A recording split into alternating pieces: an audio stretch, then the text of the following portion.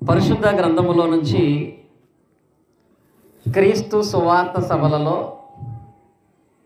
మీకు చెప్పబోతున్నటువంటి రెండవ పాఠం ఏమిటంటే క్రీస్తు సువార్త సభలు అనేటువంటి ఆ టైటిల్లో ఉన్న వ్యక్తిని గురించి ఈ సమయంలో మనం మాట్లాడుకుంటాం. ఎవరు అయినా క్రీస్తుని గురించి. ఈ సభలో ఈ బ్యానర్ మీద మాత్రమే ఆయన ముఖ్యమైన వ్యక్తిగా లేడు. యేసుక్రీస్తు వారు బైబిల్ అంతటిలో కూడా ముఖ్యమైన వ్యక్తి. ప్రపంచంలో ఉన్న మనుషులందరికంటే కూడా ముఖ్యమైన వ్యక్తి. అంతటి ముఖ్యమైన ప్రాముఖ్యమైన మనందరికి రక్షణను కలుగు చేసినటువంటి యేసుక్రీస్తును గురించినటువంటి విషయాన్ని క్రీస్తును గూర్చిన దేవుని సంకల్పము అనేటువంటి పాఠము ద్వారా నేర్చుకుంటాం. నేర్చుకోబోతున్నటువంటి పాఠ్యాంశం ఏంటంటే క్రీస్తును గూర్చిన దేవుని సంకల్పము అనే దాన్ని మనం నేర్చుకుంటాం. సంకల్పము అనే పదం యొక్క అర్థం ఏంటంటే చిత్తము లేక ఆలోచన. ఇంగ్లీష్లో ఏమంటారో తెలుసా? ప్లాన్ అని అంటారు. అంటే క్రీస్తును దేవుడు ఈ లోకానికి పంపించడంలో దేవుడి ప్లాన్ ఏంటి, క్రీస్తు విషయంలో దేవుడు ప్లాన్ ఏంటో మనకు అర్థమైతే క్రీస్తులో కొనసాగటానికి, దేవుని ఆశీర్వాదాలు పొందటానికి, దేవుని యందు దేవునికి ఇష్టమైన పిల్లలుగా మనం ఎంచబడటానికి అవకాశం ఉంటుంది. ఏదైనా దాని గురించిన ప్లాన్ తెలియకపోతే అది ఏదైనా చాలా కష్టంగా ఉంటుంది. ప్లాన్ తెలిస్తే సులువుగా ఉంటుంది. ఇప్పుడు ఉదాహరణకి సింగరేణి ఉన్నాం. ఇక్కడ మారేష్ గారి పెద్ద అబ్బాయి పనిచేస్తారు.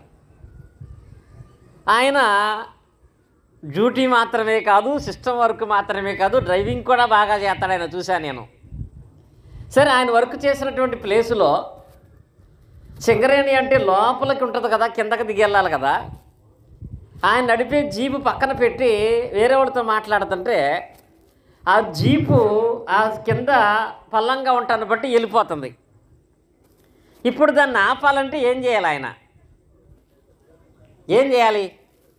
దాని గురించి తెలిసిన వాడు కాబట్టి పరిగెత్తుకు వెళ్ళి జీప్ ఎక్కి కాలుతో బ్రేక్ నొక్కుతాడు. ఆగుతుంది ఆగదా? అది తెలీదు. మారేష్ గారు లాంటి ఆయన వెనకాల పట్టుకుని కొంచెంసేపు, ఎదర పట్టుకుని కొంచెంసేపు లాగే ప్రయత్నం చేస్తే ఆగుతుందా? అంటే మారేష్ గారికి ఎందుకు ఆగలేదు, వాళ్ళ అబ్బాయికి ఎందుకు ఆగిందంటే వాళ్ళ అబ్బాయికి తెలుసు దాన్ని చేసిన వ్యక్తి ప్లాన్ ఏంటో. కాబట్టి జస్ట్ ఎక్కాడు, బ్రేక్ వేసాడు, ఆగిపోయింది. ఈయనకి తెలియదు ఈయన ఎంత కష్టపడుతున్నాడో, ఎంత ప్రయాసపడుతున్నాడో. తద్వారా అది ఆగకపోగా కొన్నిసార్లు అది ఈయన మీదకి ఎక్కేసే ప్రమాదం ఉంటుంది. ఉండదా? అలాగే వాడ విషయంలో కూడా వాడ చేసిన వ్యక్తికి దాని గురించి ఒక ప్లాన్ ఉంటుంది. సముద్రంలో వెళుతున్న వాడను కంట్రోల్ చేయాలంటే సముద్రంలో దిగి ఎవడో కంట్రోల్ చేయలేడు. చేస్తాడా? కానీ దాన్ని కంట్రోల్ చేయడానికి వాడేదేంటి? చుక్కా అని ఒకటి ఉంటుందండి. దాని గురించి తెలిస్తే ఎంత పెద్దవాడైనా చిన్న పిల్లోడు కంట్రోల్ చేసేయచ్చు. ఇదంతా మీకు ఎందుకు చెప్తున్నానంటే ఏ వస్తువైనా దానివల్ల సులువుగా మనం ప్రయోజనాన్ని పొందాలంటే ఆ వస్తువును గురించిన ప్లాన్ మనకు తెలియాలి. అలాగే దేవుడు యేసుక్రీస్తు వారిని ఈ లోకానికి పంపించాడు. యేసుక్రీస్తు వారి యందు విశ్వాసం ఉంచిన మనకి ఆ యేసుక్రీస్తును దేవుడు ఈ లోకానికి పంపించడంలో గల ఆయన ప్లాన్ ఏంటి అని మనకు తెలియాలి. అదే ఈరోజు మన పాఠం. ప్లాన్ తెలియకపోతే సులువుగా మనం కొనసాగలేము, ప్రయోజనాన్ని మనం పొందలేము. ఈ రోజుల్లో ప్రతి ఒక్కరూ కూడా దేవుని యందు ఆశీర్వాదం పొందాలనుకుంటున్నారు. 9:30 దాటినా ఇక్కడ మీరు అందరూ కూర్చున్నారంటే దేవుని మాటలు వింటే ఆశీర్వాదం, దేవుని నామాన్ని ఏకీభవిస్తే ఆశీర్వాదం, ఆయన నామమున ఒక్క దినము గడుపుట 1000 దినాల కంటే శ్రేష్టం అని నమ్మారు కాబట్టే కూర్చున్నారు. కూర్చున్న మీకు అనుకున్నట్లుగా ఆ ఆశీర్వాదం రావాలంటే, దేవుని ఆశీర్వాదం పొందటానికి దేవుడు ఒక ప్లాన్ చేశాడు. ఆ ప్లాన్ అనేది మనకు అర్థం అవ్వాలి. నేటి దినాలలో కొందరు దేవుని సంకల్పం అనేది తెలియక అజ్ఞానం కలిగిన వారుగా కొన్ని ప్రయత్నాలు చేస్తున్నారు. చాలామందిని ఈ దినాల్లో చూస్తున్నాము కూడా. దేవుడు ఆశీర్వదించాలంటే ఏం చేయాలంటే, ఒక ఆయన అంటాడు, దేవుడు ఆశీర్వదించాలంటే గట్టిగా అరిచి ప్రార్థన చేయాలంట. ఎలాగా? గట్టిగా అరిస్తే దేవుడు దీవిస్తాడా? ఒక ఇంకా గట్టిగా అమ్మ, ఇంకా గట్టిగా అని ఇంకా గట్టిగా అరిస్తే దేవుడు దీవిస్తాడా? చాలామంది అదేనండి. వాళ్ళకు సమస్య వచ్చినప్పుడు, దేవుని వాళ్ళ ఆశీర్వాదం పొందాలనుకున్నప్పుడు ఏం చేస్తారంటే, ఒక మూలకు వెళ్ళి కూర్చొని గట్టిగా అరిసి ప్రార్థన చేస్తూ ఉంటారు. అంటే వాళ్ళ మనసులో ఉద్దేశం ఏంటంటే, దేవుడు ఆశీర్వదించాలంటే గట్టిగా అరవాలి అనే ఆలోచన. గట్టిగా అరిస్తే దేవుడు దీవిస్తాడా అంటే, మత్తయి సువార్తలో 7వ అధ్యాయంలో 21వ వచనంలో మర్యాదగా ఎవడు అరవద్దని చెప్పాడు. ఏమని? ప్రభువా ప్రభువా ప్రభువా అని పిలిచి ప్రతివాడు పరలోక రాజ్యములో ప్రవేశింపడు. కానీ ఏంటక్కడ? ప్రభువా ప్రభువా ప్రభువా ప్రభువా అని పిలిస్తే దేవుడు ఆశీర్వాదం ఇవ్వడండి. నా తండ్రి చిత్తం ఒకటి ఉంది. చిత్తం అంటే ఏం చెప్పాను నేను? సంకల్పం అంటే ఇంగ్లీష్లో ఏం చెప్పాను నేను? ప్లాన్. ఎందుకంటే ఈ రోజుల్లో సంకల్పం అంటే, చిత్తం అంటే కంటే ఇంగ్లీషే బాగా అర్థమవుతుంది అందరికీ. ప్లాన్. అరిస్తే దేవుడు సహాయం చేయడు. దేవుని ప్లాన్ తెలిసిన వాడే ఆయన సహాయం పొందుకుంటాడు. ప్రభువాని పిలిచి ప్రతి ఒక్కడు పరలోక రాజ్యంలో ప్రవేశింపడు, కానీ తండ్రి చిత్త ప్రకారముగా చేయువాడే ప్రవేశిస్తాడు. కనుక అరిసినంత మాత్రాన దేవుడు ఆశీర్వాదం ఇవ్వడు. మరికొంతమంది ఎలాంటి ఆలోచనలు కలిగిన వారుగా ఉన్నారంటే, మనకి ఏదైనా అవసరం అనుకుంటే ఆ సమయంలో మనము తగిన అర్పణలు ఇస్తే దేవుడు మేలు చేస్తాడు అనుకుంటారు. ఏమిస్తే? అర్పణ ఇస్తే దేవుడు దీవిస్తాడా? అర్పణలు ఇస్తే కానుకలు ఇస్తే మనుషులు వస్తారేమో. నీకు అవసరమైనప్పుడు అర్పణలు పట్టుకెళ్తే దేవుడు మన అవసరాలు తీర్చడండి. పరిశుద్ధ గ్రంథంలో కూడా సమూయేలు మొదటి గ్రంథంలో 15వ అధ్యాయము 22వ వచనం చదివితే, ఇక్కడ సౌలు అనే ఒక రాజు దేవుడు తనను క్షమిస్తాడని, దేవుడు తనను ప్రేమిస్తాడని చెప్పి దేవునికి నచ్చనటువంటి అర్పణ దేవుని కొరకే తీసుకొచ్చాడు. అప్పుడు ఏమన్నాడో తెలుసా? అందుకు సమూయేలు తాను సెలవిచ్చిన ఆజ్ఞను ఒకడు గైకొనుట వలన యెహోవా సంతోషించిన, ఒకడు దహన బలులను అర్పించడం వలన ఆయన సంతోషించిన. ఆలోచించము, బలిలు అర్పించుట కంటే ఆజ్ఞను గైకొనుటయు, పొట్టేలుకు అర్పించుట కంటే మాట వినుటయు శ్రేష్టము. అంటే అర్పణలు ఇస్తే దేవుడు దీవించడు. దహన బలులు అర్పించడం కంటే మాట వినటం శ్రేష్టం. పొట్టేలు క్రొవ్వు అర్పించడం కంటే ఆజ్ఞను కైకొనుట శ్రేష్టం. ఆజ్ఞ మాట ఏంటో తెలుసా? దేవుని సంకల్పము తెలుసుకొని దాని ప్రకారం నడుచుకోవటం అనేది శ్రేష్టమైంది. కనుక గట్టిగా అరిస్తే దేవుడు దీవించడు, అర్పణలు మాత్రమే అర్పిస్తే దేవుడు దీవించడు. ఇంకో కొత్త బ్యాచ్ స్టార్ట్ అయిందండి ఈ రోజుల్లో. వీళ్ళెవరో తెలుసా?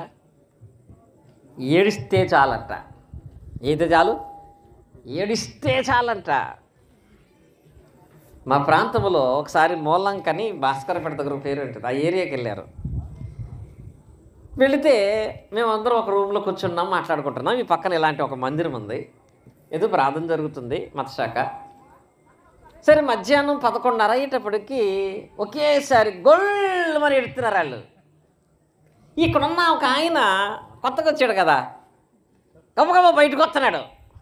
ఏంటంటే ఏదో జరిగింది అక్కడ, ఏదో జరిగిందంటే కాదు, ప్రార్థన జరుగుతుంది అన్నారు. ఏం జరుగుతుందట? ఇంకా అందరూ ఏడవటం ఏంటి? ఆయన ఏమన్నాడు తెలుసా? ఇంకా ఏడవండమ్మా, ఇంకా ఏడవాలి, ఇంకా ఏడవాలి అంటే ఏంటి? ఏడిస్తే దేవుడు మనల్ని ప్రేమిస్తాడా? ఏడ్చితే సహాయం చేసే సంకల్పం దేవుని దగ్గర ఉందా? పరిశుద్ధ గ్రంథంలో ఒక ఆయన ఒక పాపం చేసి ఆ తర్వాత దానికోసం జీవితాంతం ఏడ్చాడట, కానీ సమాధానం రాలేదండి. ఎవరో చెప్పండి? హెబ్రీయులకు రాసిన పత్రిక 12వ అధ్యాయం 17వ వచనంలో ఉన్నాడు మీరు చెప్పిన ఆయన. ఏశావు ఆ తర్వాత ఆశీర్వాదం పొందగోరి కన్నీళ్లు విడిచుచు దానికోసము శ్రద్ధతో వెతికినను మారు మనసు పొంద అవకాశం వాడు. ఏడిస్తే ఆశీర్వాదం రాదు, అర్పణలు ఇస్తే ఆశీర్వాదం రాదు, అరిస్తే ఆశీర్వాదం రాదు.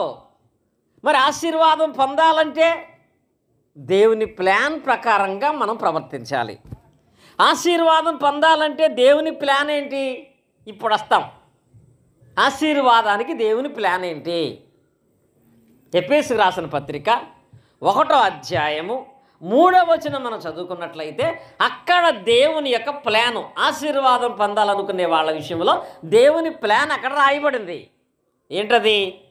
మన ప్రభువైన యేసుక్రీస్తు యొక్క, హెబ్రీ పత్రిక 1:3, మన ప్రభువైన యేసుక్రీస్తు యొక్క తండ్రి యొక్క దేవుడు స్తుతింపబడునుగాక, ఆయన క్రీస్తునందు పరలోక విషయంలో ఆత్మ సంబంధమైన ప్రతి ఆశీర్వాదము. అంటే ఇప్పుడు ఆశీర్వాదం అనేది, ప్రతి ఆశీర్వాదం అనేది, ముఖ్యంగా ఆత్మ సంబంధమైన ఆశీర్వాదం అనేది దేవుడు దేని యందు ఇవ్వాలనుకుంటున్నాడు? దేని యందు? అరుపుల్లో కాదు, అర్పణలో కాదు, ఏడుపులో కాదు. దేని యందు? క్రీస్తునందు. దేని యందు? క్రీస్తునందు దేవుడు ప్రతి ఆశీర్వాదం ఇవ్వాలనుకుంటున్నాడు. క్రీస్తునందు ఆత్మ సంబంధమైన ప్రతి ఆశీర్వాదము ఇవ్వాలి అని దేవుడు ఎప్పుడు ప్లాన్ చేశాడో తెలుసా? సోదరులు జ్ఞాపకం చేశారు కూడా. అది ఎఫెసీ పత్రిక 1వ అధ్యాయం 4 నుంచి 6 వచనాలు చదువుకుంటూ వచ్చినప్పుడు చివరి ఉంటుంది ఆ మాట. ఏంటది? మనము తన ఎదుట పరిశుద్ధులమును నిర్దోషులమై ఉండవలనని జగత్తు పునాది వేయబడక మునిపే, అంటే క్రీస్తునందు దేవుని సంకల్పం ఎప్పుడు చేశాడో తెలుసా? మా మహేష్ గారు చేయక మునుపో, ఆనందరావు గారు పుట్టక మునుపో కాదండి. అసలు సృష్టి అంతా తయారు చేయబడక మునిపే, జగత్తు పునాది వేయబడక మునిపే దేవుడు ఒక ప్లాన్ చేశాడండి. ఏంటో తెలుసా? మనుషులందరూ కూడా క్రీస్తు ద్వారా తన కుమారులు అవ్వాలని, మనుషులందరూ కూడా క్రీస్తునందు తన యొద్దకు రావాలని జగత్తు పునాది వేయబడక మునిపే ప్రేమ చేత క్రీస్తులో దేవుడు మనలను ఏర్పరుచుకున్నాడు. కాబట్టి ఆశీర్వాదం పొందాలంటే మనకు ఇప్పుడు ఎవరి గురించి తెలియాలి? ఆశీర్వాదము క్రీస్తులోనే, రక్షణ క్రీస్తులోనే, దేవుని కుమారత్వము క్రీస్తులోనే. కనుక అన్ని క్రీస్తులోనే దేవుడు పెట్టానన్నాడు. కాబట్టి ఆ క్రీస్తుని గురించిన ప్లాన్ మనకు తెలిస్తే అవన్నీ మనం పొందుకుంటాం. ఆ ప్లాన్ జగత్తు పునాది వేయబడక మునిపే దేవుడు వేశాడు. జగత్తు పునాది వేయబడ మునిపే దేవుడు వేసిన ఆ ప్లాన్ ప్రకారముగా క్రీస్తుని గురించి మనం తెలుసుకోవాలి. క్రీస్తుని గురించి మనం తెలుసుకోవాలంటే క్రీస్తుని గురించి అందరికీ తెలిసిన 4 విషయాలు ఉంటాయి. అందరికీ తెలిసేవి, అందరికీ తెలుసు. 1, మనిషిగా పుట్టాడు. 2, మనుషులను స్వస్థపరిచాడు. 3, మనిషిగా సిలువపై మరణించాడు. 4, మరణించి తిరిగి లేచాడు. ఈ 4 క్రీస్తులో మనం చూస్తాం. మనిషిగా పుట్టాడు, మనుషులను స్వస్థపరిచాడు, మనిషిగా మరణించాడు, మరణించి తిరిగి లేచాడు. ఇవి తెలుసు. కానీ ఈ 4 ఇలాగే తెలిస్తే ప్రయోజనం లేదు. మనిషిగా దేవుడు క్రీస్తును పుట్టించడంలో సంకల్పం ఏంటి? మనుషులను స్వస్థపరచడానికి క్రీస్తు వారికి దేవుడు అధికారం ఇవ్వటంలో సంకల్పం ఏంటి? మనిషిగా పుట్టిన ఆయన సిలువల మీద మరణించడానికి సంకల్పం ఏంటి? మరణించిన ఆయన మరలా తిరిగి బ్రతకటంలో దేవుని సంకల్పం ఏంటనేది తెలియాలి. ఈ 4 తెలిస్తే సరిపోదు. వాటి యందు దేవుని సంకల్పం ఏమిటో అనేది కూడా మనకు తెలియాలి. అది మనకు తెలియాలి అంటే మొట్టమొదట ఏం చెప్పా నేను, మనిషిగా పుట్టాడు ఆయన, మానవుడిగా పుట్టాడు. మానవుడిగా క్రీస్తు పుట్టడానికి గల కారణం ఏంటి? ఎందుకు అలా జన్మించాడు? ఎందుకు రక్త మాంసాలు కలిగిన వాడుగా జన్మించాడు అంటే, ఒక ఆయన నాడు ఒక కవి, దరిద్రుల బాధలు తెలుసుకోవటానికి దరిద్రుడైన దేవుడు ఒక్కడ కూడా లేడన్నాడండి. ఎందుకంట దరిద్రుల బాధలు తెలుసుకోవడానికి దరిద్రుడైన దేవుడు ఒక్కడ లేడట. దేవుళ్ళు అనబడే వాళ్ళందరూ రాజులు రాజులు రాజులు రాజుల పిల్లలు రాజుల పిల్లలు రాజుల పిల్లలుగా పుట్టారు తప్ప వీళ్ళ బాధలు ఎవరికి తెలుస్తాయి అనుకున్నారండి. కానీ నిజమైన దేవుడయ్యుండి, దేవుని కుమారుడయ్యుండి, మనిషిగా పుట్టడంలో కూడా ఎంత దీనుడుగా ఆయన జన్మించాడు. దీనుగా జన్మించాడు. యేసుక్రీస్తును తలుసుకుంటే రాజుగారి ఇంట్లో పుట్టడా, ధనవంతుడి ఇంట్లో పుట్టలేడా? కానీ ఆయన ఒక మనిషిగా పుట్టడానికి, ఆ మనిషిగా కూడా దీనత్వం కలిగినటువంటి పరిస్థితుల్లో పండుకోబెట్టాను కూడా స్థలం లేక ఎక్కడ పండుకోబెట్టారు? పశువుల తొట్టులో పండుకోబెట్టారు. ఆయనకి లోకంలో జీవించిన కాలంలో కూడా ఆకాశ పక్షులకు గుళ్ళు ఉన్నాయేమో, నక్కలకు బొరీలు ఉన్నాయేమో, నాకు మాత్రం తలవాల్సి ఒక స్థలము లేదని చెప్పాడు ఆయన. అలా ఆయన పుట్టడం కల, అలా ఆయన్ని పుట్టించటంలో గల దేవుని ఉద్దేశం ఏంటి? రాక రాక దేవుని సంకల్పాన్ని బట్టి మానవుడుగా ఈ లోకానికి వచ్చే అవకాశము తండ్రి దేవుని వల్ల క్రీస్తుకి ఇవ్వబడింది. అలాంటి అవకాశం వచ్చినప్పుడు నిజంగా ఎలాంటి వ్యక్తిగా ఈ లోకంలో పుడితే హాయిగా ఉండేది? ఎలాంటి వ్యక్తిగా? ఒక ధనవంతుడుగాను ఐశ్వర్యవంతుడుగాను అయితే అన్ని సుఖాలు అనుభవించేవాడు. అలాంటి వ్యక్తిగా కాకుండా కనీసం స్థలం కూడా లేనటువంటి ఒక దీనుడిగా, దరిద్రుడిగా ఆయన జన్మించాడు. చాలామంది ఆయన అలా పుట్టాడు అనేది మాత్రమే జ్ఞాపకం చేసుకుంటా, అయ్యో నువ్వు అలా పుట్టావా, ఇలా పుట్టలేకపోయావా, అలా పుట్టడం జరిగిందా, నిన్ను అక్కడ పండుగ పెట్టారా, అక్కడ చలిగాలేస్తుందా అని ఆయన గురించి బాధపడతారు తప్ప ఆయన అలా పుట్టడం గల కారణం ఏంటి అది తెలియదు. సంకల్పం ఆయన అలా పుట్టించడం వల్ల గల దేవుని యొక్క సంకల్పము కారణం ఏమయ్యింది? దానికంటే ఒక కారణం ఉంది. ఆ కారణాన్ని అపోస్తలుడైన పౌలు గారు ఒక్క మాటలో చెప్పేశాడు. ఏమని? కొరింథీయులకు రాసిన 2వ పత్రికలో 8వ అధ్యాయం మనం చూసినట్లయితే 9వ వచనంలో అసలు ఆయన మనిషిగా అలాగూ పుట్టుట గల దేవుని సంకల్పం ఏంటనగా, కొరింథీయులకు రాసిన 2వ పత్రిక 8వ అధ్యాయం 9వ వచనం, మీరు మన ప్రభువైన యేసుక్రీస్తు కృపను ఎరుగుదురు కదా. ఎవరట? యేసుక్రీస్తు కృప. కృప అంటే ఏంటో తెలుసు దాని అర్థం? కృప అనే మాటకు అర్థం అండి, అద్భుతంగా చెప్పారు మా యశ్పాదం గారు.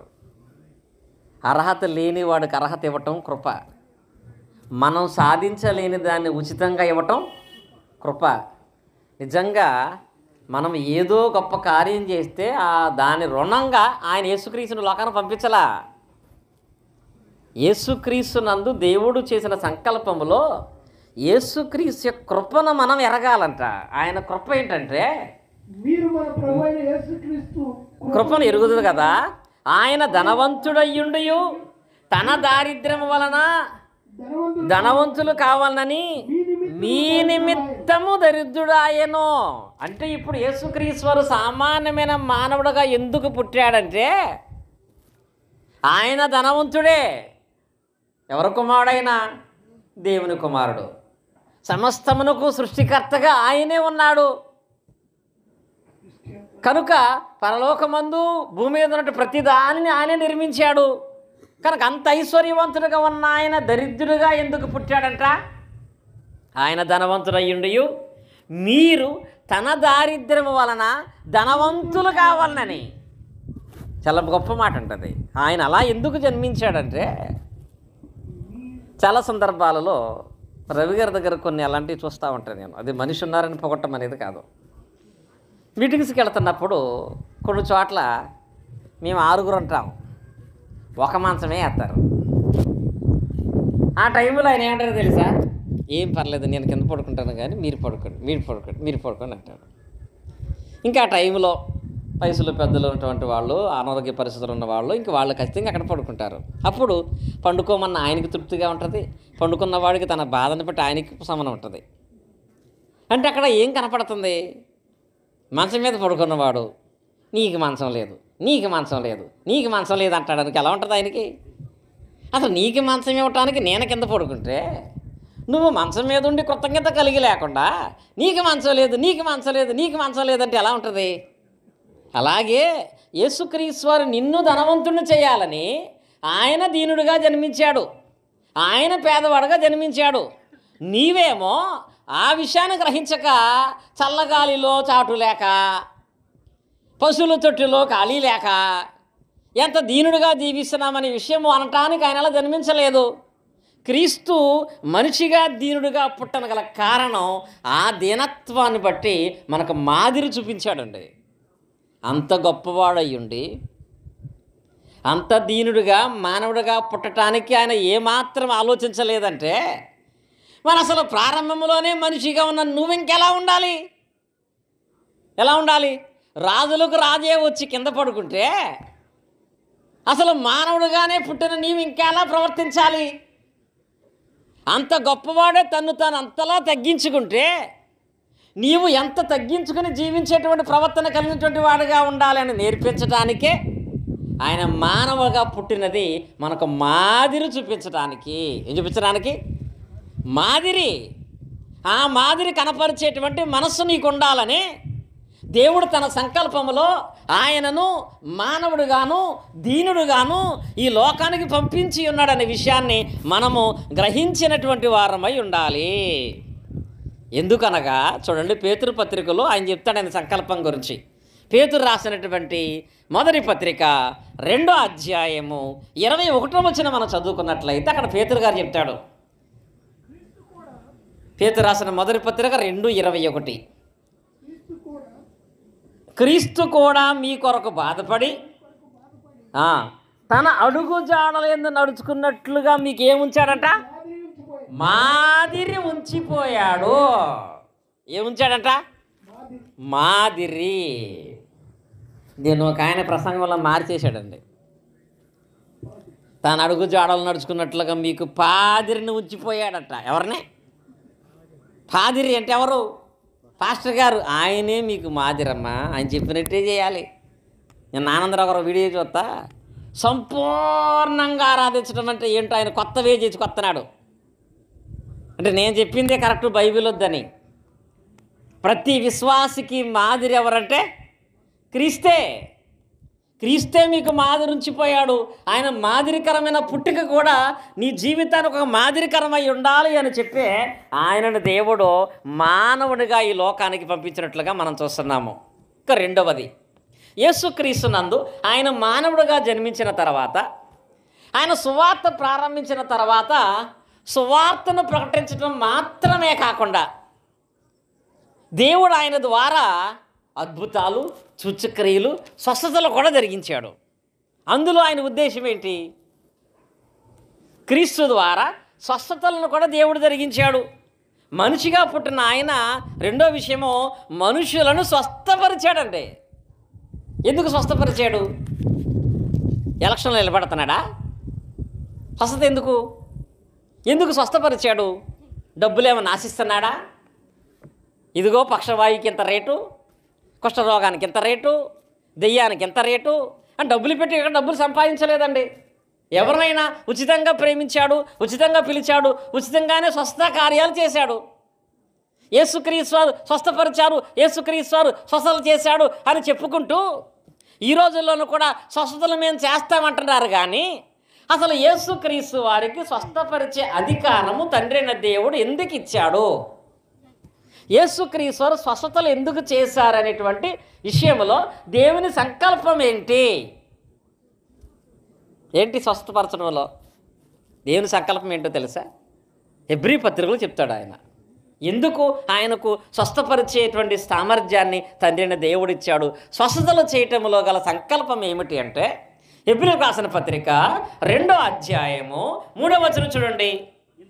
ఇంత గొప్ప రక్షణను మనము నిర్లక్ష్యము చేసిన ఎలాగూ తప్పించుకుందుము? అట్టి రక్షణ ప్రభువు బోధించట చేత ఆరంభమై దేవుడు తన చిత్తానుసారముగా ఏం చేత? చిత్తానుసారంగా. చిత్తం అంటే ఏం చెప్పాను? ప్లాన్ ప్రకారంగా దేవుడు క్రీస్తునందు ఆయన బోధ ద్వారా ఒక ప్లాన్ ప్రకారంగా ఏం చేశాడంట? నెక్స్ట్ సూచక్రియల చేతను, మహత్కార్యముల చేతను, నానా విధములైన అద్భుతముల చేతను, వివిధమైన పరిశుద్ధాత్మను అనుగ్రహించడం చేతను దీనిని వారితో కూడా సాక్ష్యం ఇచ్చుండగా వినిన వారి చేత మనకు దృఢపరచబడెను. ఎందుకు ఆయన క్రీస్తునందు తన చిత్త ప్రకారంగా అద్భుతాలు, సూచక్రియలు, మహత్కార్యాలు, స్వస్థతలు చేశాడంటే దేన్ని స్థిరపరచాలని? ఈ వాక్యము స్థిరపరచాలని ఆయన అద్భుతాలు చేశాడు. క్రీస్తు వారు స్వస్థతలు చేయటంలో గల దేవుని సంకల్పం. ఇది కొంచెం కన్ఫ్యూజ్గా ఉంటే మీకు ఎగ్జాంపుల్ ఒకటి చెప్తాను. ఏమిటంటే, యేసుక్రీస్తు వారు తాను సువార్త పరిచర్య జీవితంలో చేసిన గొప్ప అద్భుతమైనటువంటి కార్యాలలో ఒకటి లూకాసువార్త 11వ అధ్యాయంలో చనిపోయిన ఒక వ్యక్తిని బతికించటం. చనిపోయిన వ్యక్తిని బ్రతికించాడు ఆయన. ఎవరినంటే లాజరుని. లాజరు సమాధిలో ఎన్ని రోజులు ఉన్నాడు? 4 రోజులు లాజరు సమాధిలో ఉన్నాడు. లాజరు యేసుక్రీస్తు వారికి చాలా అద్భుతమైన అవినవభావ సంబంధం. లాజరు గారికి యేసుక్రీస్తు వారికి లాజరు కుటుంబం అంటే చాలా ప్రత్యేకమైన ప్రేమ. ఇందాక చదివాం కదా, లాజరు దేవురో తెలుసా? బేతనియా. బేతనియాలో లాజరు ఇంటికి యేసుక్రీస్తు ఎన్ని రోజుల ముందు వచ్చేసాడు? 6 రోజుల ముందు. అంటే ఎంత స్వతంత్రం ఆ ఇంట్లో, ఎంత ప్రేమ, అవునా కాదా? నిజంగా మా మారీష్ గారు అనుకున్నట్లుగా మీరు సాయంత్రం 4ంటికి వస్తే చాలు, ఎందుకంటే సాయంత్రం 7ంటికి ప్రార్థన కాబట్టి. కానీ 6 రోజుల ముందు వెళ్ళాడంటే నిజంగా ఆ కుటుంబం పట్ల ఆయనకి ఎంత ప్రేమ. అలా ప్రేమించే ఆ కుటుంబంలో లాజరు గారికి జబ్బు చేసింది. ఎప్పుడైతే లాజరు గారికి హెల్త్ ప్రాబ్లం వచ్చిందో వెంటనే వాళ్ళు లాజరుకి జబ్బు చేసింది, లేవలేకపోతున్నాడని యేసుక్రీస్తు వరకు వర్తమానం పంపించారు. లాజరు చచ్చిపోయాక బతుకుండగానే లాజరు జబ్బు పడ్డాడయ్యా, బలహీనంగా ఉన్నాడని చెప్పి ప్రేమించే వ్యక్తి కాబట్టి యేసుక్రీస్తు వరకు కౌరు పంపించారు. ఆ విషయం తెలిసిన తర్వాత యేసుక్రీస్తు ఎన్ని రోజులకు వచ్చాడో తెలుసా? 4 రోజులకు వచ్చాడు. ఎన్ని రోజులకి? ఇప్పుడు బాగోలేదు, సీరియస్గా ఉందని చెప్తే 4 రోజులకు వచ్చాడంటే అందులో ఆయన ఉద్దేశం ఏంటి?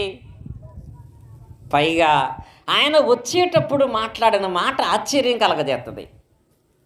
యోహాను సువార్త 11వ అధ్యాయం 14వ వచనం చూడండి. కావున యేసు, ఇప్పుడు 4 రోజులు అయిపోయింది, లాజరు చనిపోయాడు. లాజరు చనిపోయిన విషయం క్రీస్తుకి అర్థమైంది. ఇన్ని రోజులు ఎందుకు ఆగాడంటే లాజరు చచ్చిపోయేదాకా ఆగుతున్నాడు. ఇప్పుడు 14వ వచనంలో కావున యేసు లాజరు చనిపోయాను, మీరు నమ్మునట్లు నేను అక్కడ ఉండలేదని మీ నిమిత్తము సంతోషిస్తున్నాను. ఏమన్నాడు ఇక్కడ సంతోషిస్తున్నాను అని అంటే అది మంచి మాటేనా? మంచిదేనా? అసలు హెల్త్ బాగాలేదు, జబ్బు పడ్డాడు, నువ్వు రావాలని వీళ్ళకి కౌరంపిస్తే ఆయనేమో రాకుండా ఆగి తర్వాత అంటున్నాడు ఇప్పుడు వెళ్దాం మనం అన్నాడు. ఇప్పుడు ఎందుకంటే చచ్చిపోయాడు కాబట్టి వెళ్దాం. లాజరు ఇప్పుడు చచ్చిపోయాడని నేను సంతోషిస్తున్నాను అంటాడు. చచ్చిపోతే సంతోషించడం ఏంటి? అక్కడ ఆయన ఉద్దేశం ఏంటో తెలుసా? ఏమన్నాడు అక్కడ ఆ వాక్య భాగంలో? ఇప్పుడు మా యేసుపాదం గారు చదువుతారు. 15వ వచనం చదవండి. మీరు నమ్మునట్లు నేనక్కడ ఉండలేదని మీ నిమిత్తము సంతోషం. ఇప్పుడు యేసుక్రీస్తుకి ఎందుకు సంతోషం వస్తుంది? ఇప్పుడు లాజరు జబ్బు పడినప్పుడే నేను అక్కడ ఉంటే ఏం చేస్తాను? ప్రార్థన చేసి స్వస్థపరుస్తాను. కానీ ఇప్పుడు లాజరు చనిపోయాడు, నేను అక్కడ లేను. కానీ ఇప్పుడు జబ్బు పడిన వాడిని బ్రతికించడం కంటే చనిపోయిన వాడిని బ్రతికిస్తే ఎక్కువ మంది నమ్ముతారు. ఇప్పుడు ఆయన లాజరు చనిపోయేదాకా ఎందుకు వెయిట్ చేస్తున్నాడు? చనిపోయిన వ్యక్తిని బ్రతికిస్తే ఎక్కువ మంది నమ్ముతారు కాబట్టి. అంటే చనిపోయిన వ్యక్తిని బ్రతికించడంలో, లాజరును బ్రతికించే విషయంలో కూడా ఆయన ప్లాన్ ఏంటి? అక్కడ ఉన్నటువంటి వాళ్ళందరికీ నమ్మకం కలిగించాలి. ఎవరి మీద? దేవుని మీద నమ్మకం కలిగించాలి. మంచం మీద ఉన్నవాడిని లేపితే కలిగే నమ్మకం కంటే సమాధిలోకి వెళ్ళిపోయిన వాడు 4 రోజుల తర్వాత తిరిగి లేచాడంటే ఎంత నమ్మకం వస్తుంది? కనుక అలాగే ప్రతి సందర్భంలో కూడా యేసుక్రీస్తు వారు స్వస్థతా కార్యములు జరిగించటంలో గల, మనుషులను స్వస్థపరచటంలో గల ఆయన ఉద్దేశ్యం ఏమై ఉందంటే, ఆ కార్యాలను బట్టి వారికి ఏం కలగాలి? నమ్మకం కలగాలి. యేసుక్రీస్తు చేసినటువంటి ఇంకా అనేకమైన కార్యాలు ఉన్నాయి కూడా. యోహాను సువార్తలో గ్రంథకర్త కూడా చెప్తాడు, 20:30 చూసినట్లయితే, మరియు యోహాను సువార్త 20:30, మరియు అనేకమైన ఇతర సూచక్రియలను యేసు తన శిష్యుల ఎదుట చేశాను, అవి ఈ గ్రంథమందు. యేసుక్రీస్తు ఎన్ని చేశారో తెలుసా? లెక్కలేదండి. కొన్ని రాశారు ఇందులో. నిజంగా ఆయన చేసిన కార్యాలన్నీ రాస్తే అది పెట్టడానికి మందిరం కాదంట, భూమే చాలదట. అన్ని కార్యాలు చేశాడు ఆయన. ఆయన చేసిన కార్యాలన్నీ రాయలా, కానీ కొన్నే ఎందుకు రాశాడంట? యేసు దేవుని కుమారుడని క్రీస్తని మీరు నమ్మునట్లు, నమ్మి ఆయన నామమందు జీవం పొందినట్లు ఇవి వ్రాయబడేను. కనుక ఎందుకు యేసుక్రీస్తు వారి తత దేవుడు సూచక్రియలు, స్వస్థ కార్యాలు జరిగించాడంటే నమ్మునట్లుగా. ఎవరిని? యేసుక్రీస్తు దేవుని కుమారుడని నమ్మి ఆయన యందు విశ్వాసం ఉంచవలనని ఆయన ద్వారా దేవుడు ఏం చేశాడు? సూచక్రియలు జరిగించాడు. కనుక దేవుని యందు నమ్మకం కలిగించడానికి స్వస్థతలు తప్ప స్వస్థతల వలన మాత్రమే ప్రయోజనమేమీ లేదు. కనుక దేవుని సంకల్పము ఆయన ద్వారా స్వస్థతలు జరిగించడంలో యేసుని నమ్మాలి, యేసు బోధించే మాటలను నమ్మాలి. అందుకొరకు ఆయన క్రీస్తు ద్వారా మనుషులను స్వస్థపరిచే క్రమాన్ని ఏర్పాటు చేశాడు. ఇంకా తర్వాత మూడవది ఏంటంటే, ఆయన దేవుని కుమారుడై ఉండి దీనుడుగా జన్మించి ఎంతమందికి స్వస్థతలు చేసి, ఎంతమంది దెయ్యాలు వెళ్ళగొట్టి, ఈయన అద్భుతమైన కార్యాలు చేసి, చివరికి ఆయన అదే మనుషులందరి చేతులలో ఎవరూ కూడా సహకరించినట్లుగా కనపడుతున్నట్లుగా సిలువ మీద రక్తమును కార్చి తన ప్రాణాన్ని విడిచిపెట్టాడు. మనిషిగా క్రీస్తు మరణించడానికి గల కారణం ఏంటి? ఎందుకు అలా జన్మించాడు ఆయన? ఎందుకు అలాగా గాయపరచబడ్డాడు ఆయన? ఈస్టర్ పండుగ చేస్తామన్నా, గుడ్ ఫ్రైడే చేస్తామన్నా, ఆయన అలా మరణించడం గల కారణం ఏంటి? దాని గురించి ఎన్నో పాటలు పాడుతూ ఉంటారు కదా, పిడిగుద్దులు గుడ్డారని, గాయపరిచారని. కానీ ఆయన శిలువ శ్రమలను తెలుసుకున్న నీకు అలాంటి శ్రమలు యేసుక్రీస్తు వారికి ఎందుకు ఇచ్చాడు? శిలువ మీద క్రీస్తు వారు శ్రమలు పొందటంలో గల దేవుని యొక్క సంకల్పం ఏంటి? ఆ సంకల్పం ఏంటో తెలుసా? యేసుక్రీస్తు వారు సామాన్యమైన మరణాన్ని పొందలేదండి. సహజంగా సామాన్యమైన మరణం పొందటం అంటే సువార్త ప్రకటిస్తూ కొంతమంది కథల్లో ఉంటాయి.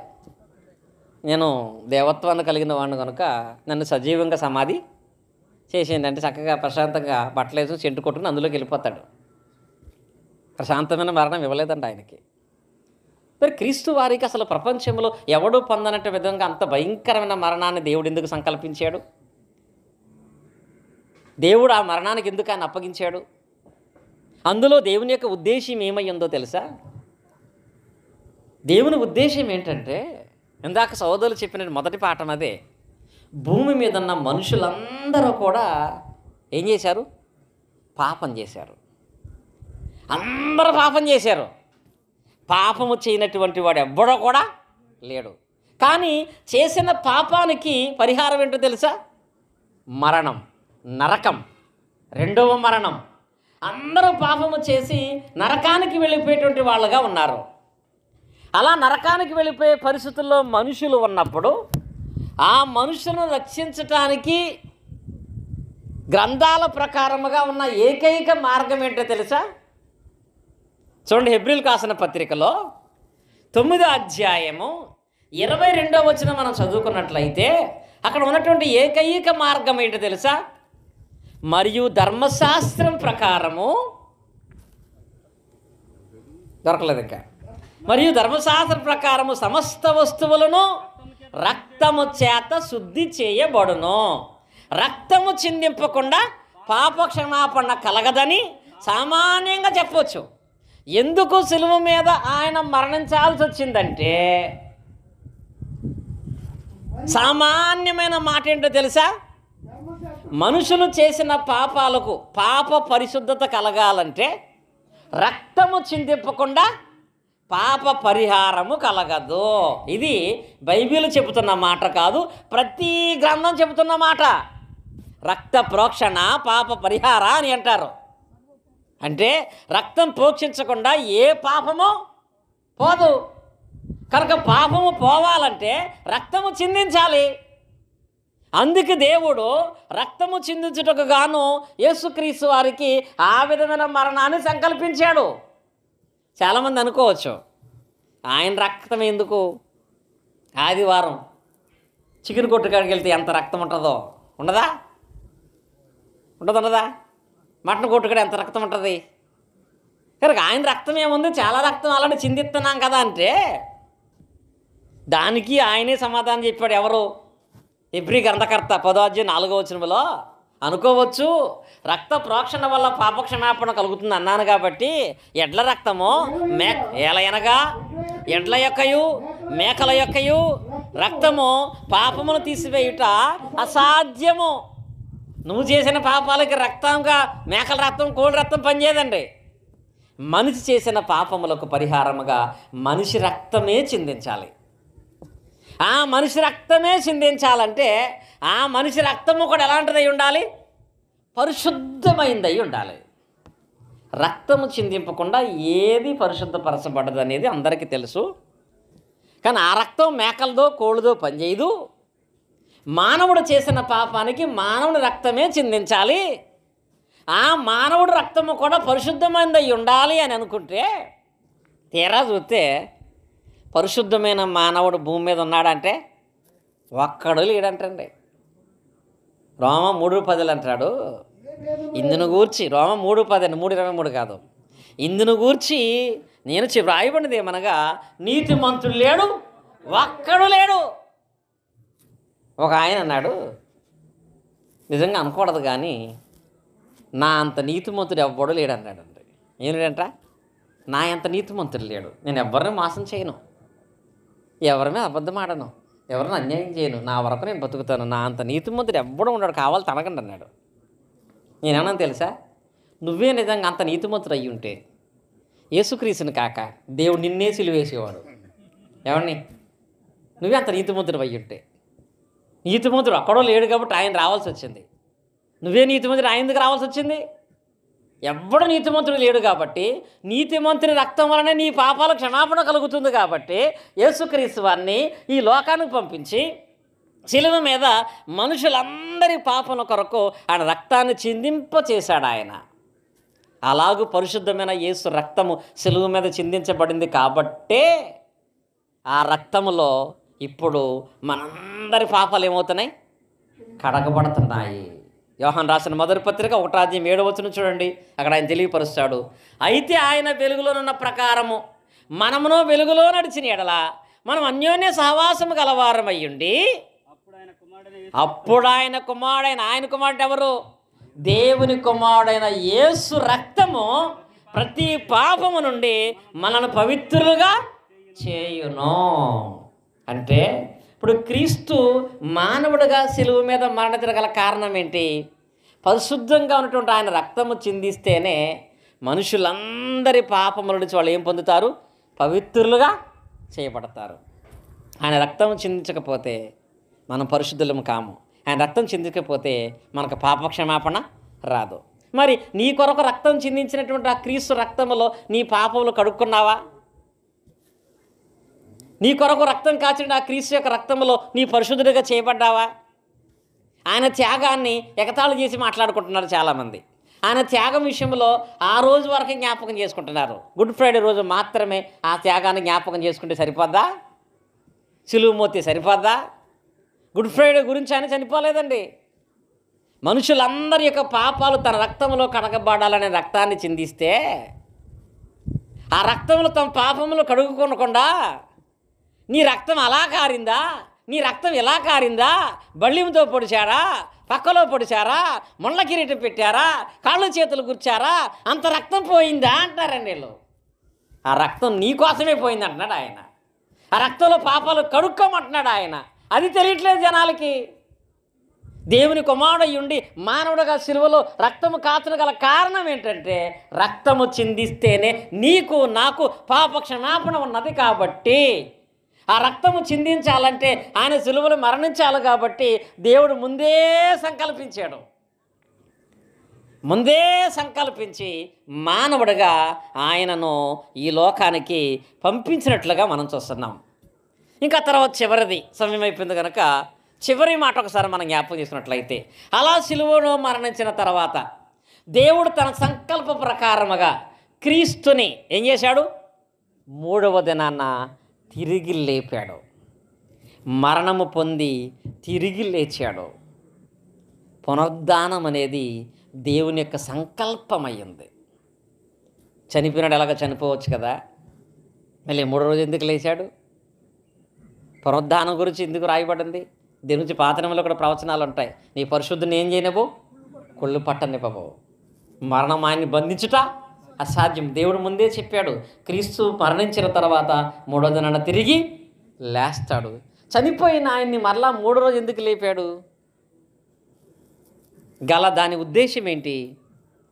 చనిపోయిన ఆయనను చనిపోయాడు, అంత వాక్యం చెప్పాడు, మనుషులందరి పాపల కొరకు పాపక్షమాపణ ఇచ్చాడు. పాపక్షమాపణ ఇచ్చిన తర్వాత అపోస్తులు ఏర్పాటు చేశాడు. అపోస్తులు ఏర్పాటు చేసిన తర్వాత చనిపోయినటువంటి ఆయన ఆ దేహాన్ని అక్కడ వదిలిపెట్టి పరలోకానికి వెళ్ళిపోవచ్చు. కానీ 3వ దినాన అదే దేహంతో మరలా తిరిగి లేచాడు.